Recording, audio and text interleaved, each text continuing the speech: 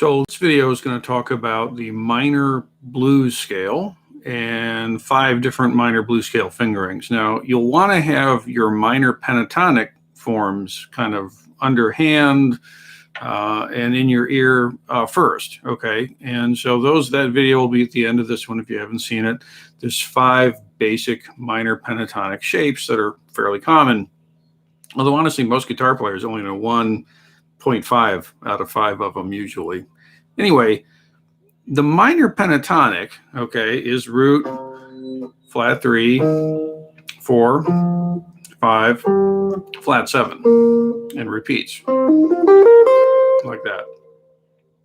The minor blues scale adds a passing tone, or a blues note we call it, between 1, flat 3, 4, sharp 4, 5, flat 7. So it sounds like this. All right.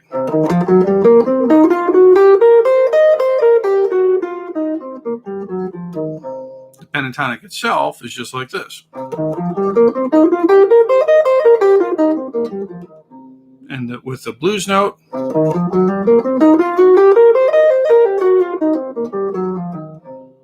now some phrasing stuff, okay? Whenever a blues note is happening, we typically will slur it. So I play without a pick, so it's like that.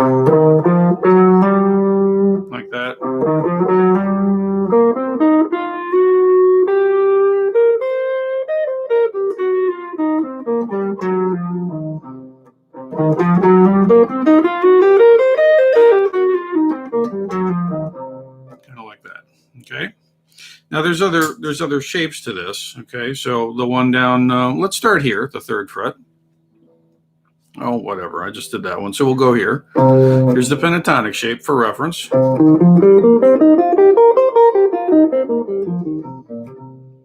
And then we add the blues note, okay?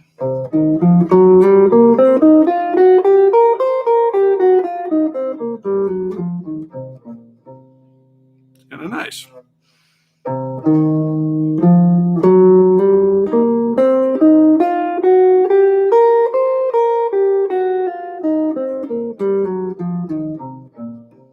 Okay, there's also one down here, and again, these are all the same pitches, more or less. They're just different range, and they're different fingerings, same notes. That's what I should say. Okay, so this one starts here on the 5th string, 3rd fret. The pentatonic is just like this. Okay, and then I add the blues note in there.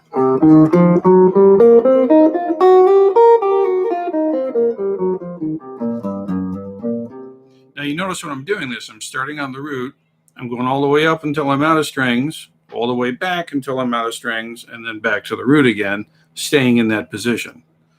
Like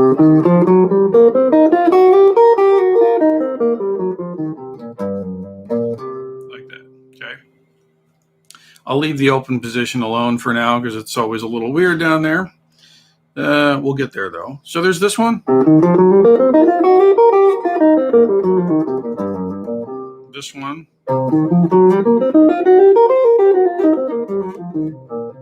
This one.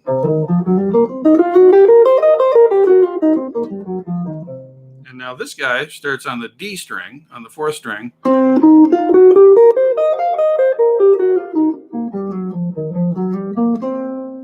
See?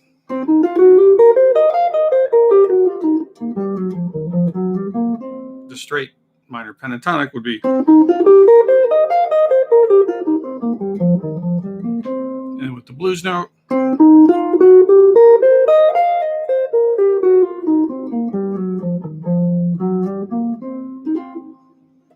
Okay, and then there's one more up here, the straight pentatonic. And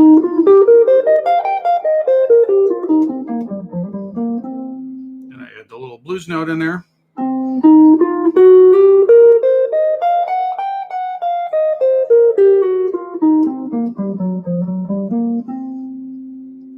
And that's the one that happens down here in the open position. But, you know, the laws of physics bend down there because there's this dead end to everything, right? Dragons lie there, the map stops, everything just falls, there's no more frets. So you have to compensate like that.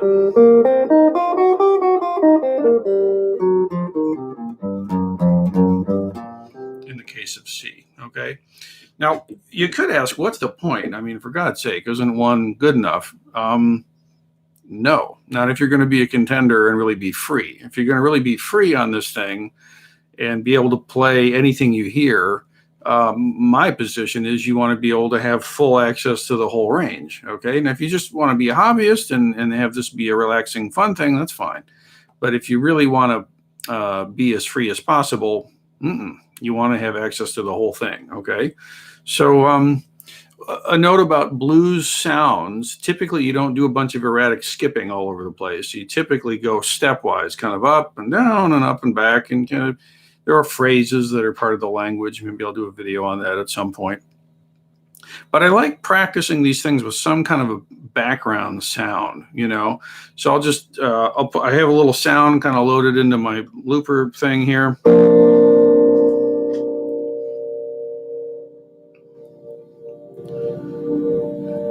Yeah, so that'll just keep going. And I hope that's audible on the mic here, I don't know. And then if I play on it, just a little bit, some ideas around this.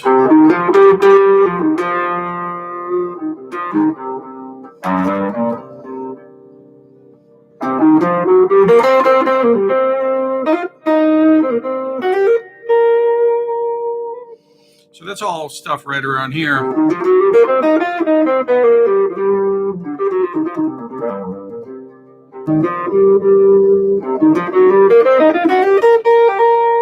Up to the next one.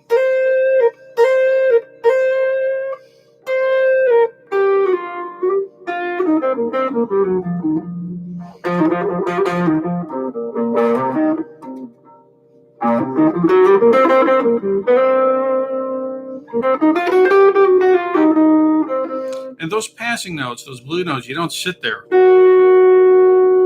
You don't use, you kind of go through it. Say up or down.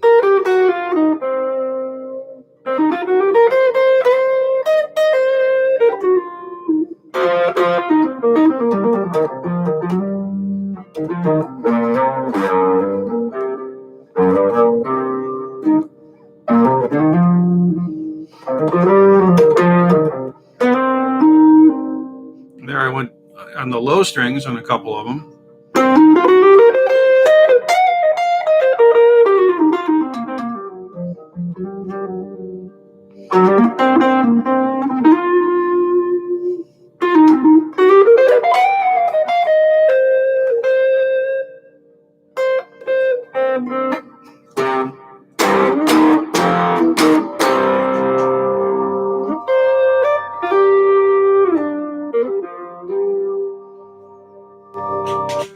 Anyway, there's some ideas for you. I'm just kind of goofing around, but what I want you to be able to do is to get a sound that fits underneath as a drone, get the pitch set that fits it, and then improvise. Practice saying something using that sound, okay? And that's how we develop as improvisers.